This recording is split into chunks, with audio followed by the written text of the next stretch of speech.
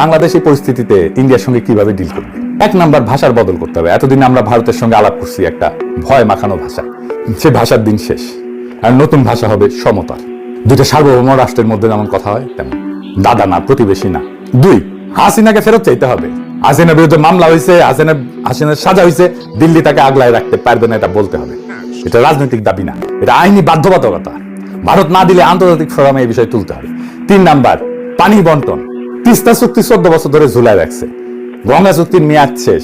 আন্তর্জাতিক নদী আইনের আশ্রয় নিতে হবে আমাদের পানির ন্যায্য হিস্সার জন্য। 4 নাম্বার, সীমান্ত হত্যা। বিএসএফ এর হাতে বাংলাদেশের নাগরিক হত্যা বন্ধ করতে হবে। আর শ্রীলঙ্কা আলাউদ্দিন বলে কি দেখেন, বলে অনুপ্রবেশ হলে সেটা নাকি আলাদা কথা। শুনুন, আপনারা যেটাকে বর্ডার কিলিং বলছেন সে সম্পর্কে যদি আপনারা বিস্তারিত জানেন তাহলে খুশি হব। বর্ডার কিলিং হচ্ছে যদি অন্য দেশের বাহিনী কর্তৃক আমাদের সীমান্তে অথবা জিরো লাইনে এসে যদি কিলিং করে, সেটাকে আমরা বর্ডার কিলিং বলতে পারি।